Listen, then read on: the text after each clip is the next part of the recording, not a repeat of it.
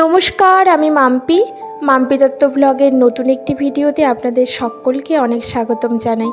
আশা করছি আপনারা সবাই ভালো আছেন আর আমরাও ভালো আছি। রাত থেকেই বেশ বৃষ্টি শুরু হয়েছে, গতকাল রাতে আর কি।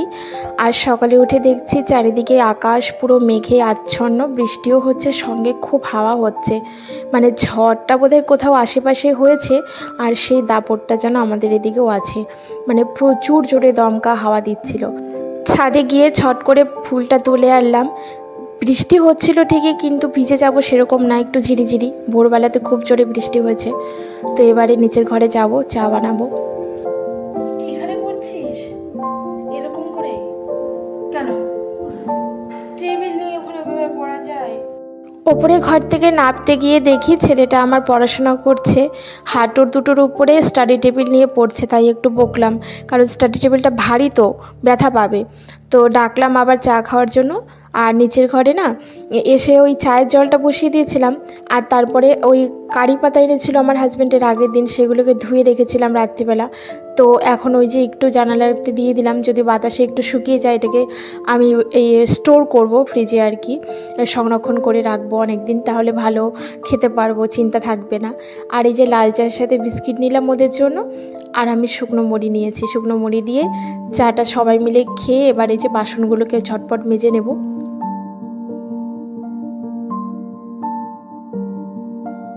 বাসনকটা মেজে নেব, আর এই যে ভাতের হাঁড়িটাও বের করলাম। রাত্রিবেলা তো ভাতের হাঁড়ি মাজে না, যেহেতু রাত্রে মাজতে হয় না ভাতের হাঁড়ি। ভাবছি রান্নাটা চাপিয়ে দেবো, ভাতটা বসিয়ে দেবো, সবজি পাতি যা রান্না করবো তাই কেটে কুটে নেব। আসুক। আর আজকে চিকেনই আনবে বললো, আমার জন্য মাছ আনবে। এবারে ভাতটাকে চাপিয়ে দেব, ভাত হতে থাক, তারপরে পেঁয়াজ টিয়াজগুলো কাটি, বাজার আসলে ঝটপট করে রান্নাটা করে নিতে পারবো। আর ভাতের জলটা টকবক করে ফুটেও গেছে। আর এবারে চালটা না এই কয়দিন আগে বাড়ন্ত হয়ে গেছিলো, তারপরে আবার চাল নিয়ে এসছে। তো চালটা কেমন যেন রসকসবিহীন, খুব একটা খেতে ভালো লাগছে না। আর এমনিতেও একটা চাল থেকে যখন আর একটা চাল খাই, তখন না 2-3 দিন ভাতটা না যেন কেমন টেস্ট লাগে না, ঠিকঠাক মতন খাওয়া যায় না, তৃপ্তি পাই না। আর আমরা তো এই শম্পা মাসুরি চালই খাই, শম্পা মাসুরি ছাড়া অন্য কোনো চাল একদম খেতে পারি না, ভালো লাগে না। তো ভাতটা হয়েও গেল কথায় কথায়। এবার ভাতটাকে উপর দেব। ভাতের হাঁড়ি যখনই আমি প্রত্যেক দিন উপর দিই, তখন আমার পুরনো কিছু কথা স্মৃতিচারণ হয়। আসলে আমি একটা সময় একদমই ভাতের হাঁড়ি এইভাবে উপর দিতে পারতাম না। এর জন্য আমি অনেকটা অপমানিতও হয়েছি অনেকের কাছে, কিন্তু পারতাম না, চেষ্টা করতাম। একদিন তো হাতের মধ্যে গরম মারও পড়ে গিয়েছিল। তবে হ্যাঁ, এখন তো আমি পারি, শিখে গেছি। আসলে কোনো কিছু শিখতে গেলে বা কঠিন কোনো কাজ করতে গেলে না, সব সময়ের জন্য কিছু আঘাতের প্রয়োজন হয়। আঘাত না পেলে, ধাক্কা না খেলে, আর জীবনে যদি হোঁচট না খাই, তাহলে কোনো কাজই আমরা পরিপূর্ণভাবে করে উঠতে পারি না, শিখতেও পারি না। জীবনটাকে এগিয়ে নিয়ে যেতে গিয়েও কিন্তু আমাদের অনেকটা আঘাত পেতে হয়, তবেই কিন্তু আমরা একটা জায়গায় স্টেবল হতে পারি। চিকেন মাছ দুটোই এনেছে। চিকেনটাকে বাইরের কলতলা থেকে ধুয়ে আনলাম, যেহেতু বৃষ্টি তাই তোমাদের সাথে আর শেয়ার করতে পারলাম না, সেটা ক্যামেরা সেট করা পসিবল হতো না। আর ওটাকে একটু ভিনেগার মাখিয়ে রাখলাম। এইবারে মাছ রান্না করব।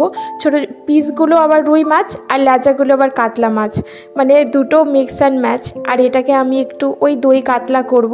দই কাতলাতে একটু গোটা গোটা পেঁয়াজগুলো যদি হালকা ভেজে দেওয়া যায়, তাহলে খেতে একটু বেশি ভালো লাগে, বেশি টেস্টি লাগে, আমার কাছে তাই মনে হয়। আর আমি এইভাবে দিই, আর খুব টেস্টি হয়। আর এইভাবে বানালে না আমার হাজব্যান্ড, আমার ছেলে দুজনেই অনেক পছন্দ করে।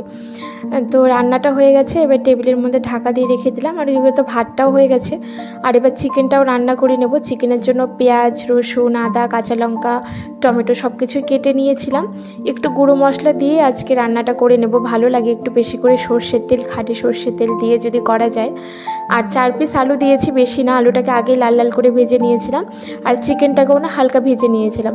তো চিকেনটাকে বসিয়ে এই যে আমি কিচেনের ক্যাবিনেটগুলো একটু পরিষ্কার করে নিয়েছি, যেহেতু সামনে পুজো।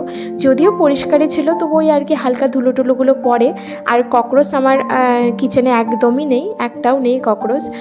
তবে ওই যে টিকটিকি আর মাকড়সা আসে, টিকটিকির জন্য অনেক কিছু দিয়ে থাকি, কম আসে, কিন্তু মাকড়সাটা হয়েই থাকে ভিতরে।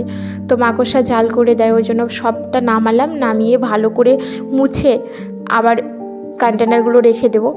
আর আমার না এই যে কর্নারটা রয়েছে কিচেনের, এই কর্নারটাতে না মানে পুরোপুরি খোলার মতন ব্যবস্থা করতে পারিনি, কারণ ঠিক ওখানটাতেই একটা পাথর সেট করে দিয়েছিল পাথর মিস্ত্রি, সেই জন্য পুরোটা যে খুলে আসবে এত অসুবিধা হয়, কর্নারের দিকটাতে জিনিসপত্র রাখতেই পারি না।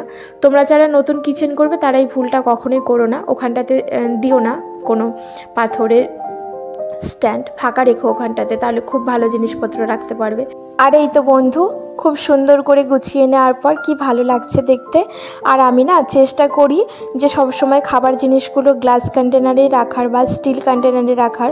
প্লাস্টিক আসলেই অনেক ক্ষতিকারক, শুকনো জিনিসগুলো তবু রাখাই যায়, আমিও রেখে থাকি।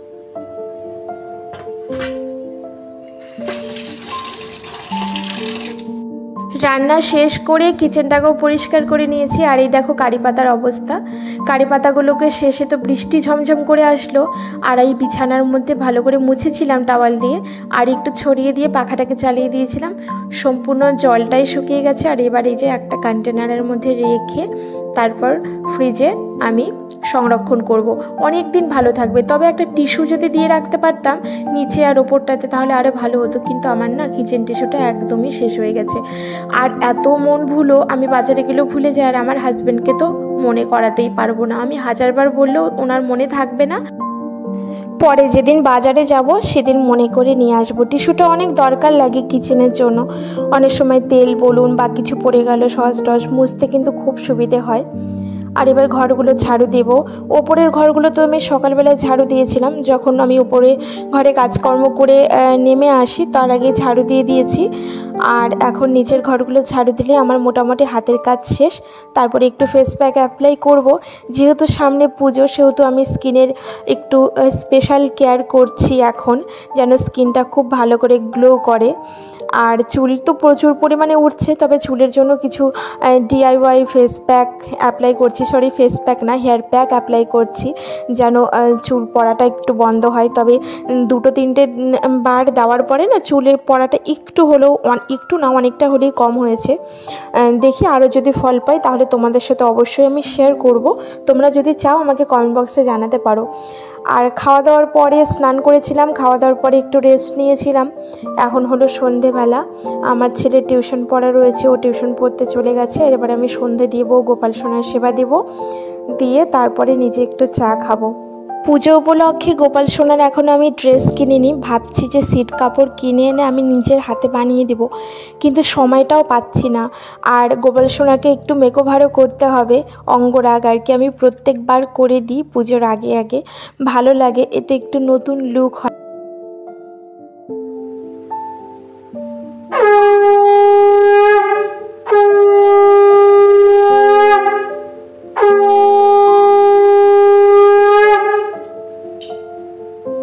আজকে আর ধুনো দিলাম না, ছিবড়েগুলো না কাটা নেই, অনেক বড় বড় হয়ে রয়েছে, তো ওই ছিবড়েগুলো সহজে ধরবেও না। যদি একটু ছোট ছোট করে কাটতে পারি তাহলে ঠিকঠাক মতন জ্বলে যায়। তো ভাবছি বসে বসে কাটবো সন্ধেবাতি দেওয়ার পরে, চা খাওয়ার পরে। ওই জন্য ধূপকাঠি চারি ঘর বাড়িতে ছড়িয়ে দিলাম। ধুনো দিলে মনটাও অনেক ভালো থাকে, আর চারিদিকে যেন একটা পজিটিভ ভাইব্রেশন পাই, খুব ভালো আসলে ধুনোটা আমাদের শরীরের জন্য। তবে চলো বন্ধু, আজ আর ভিডিওটি বড় করব না, এখান থেকে ভিডিওটি শেষ করব। যদি আমার ভিডিওগুলো তোমাদের ভালো লাগে, একটু হলেও তোমাদের মন ছুঁয়ে থাকে, তাহলে প্লিজ সাবস্ক্রাইব করে আমার পাশে থেকো। তোমরাও ভালো থেকো, টাটা।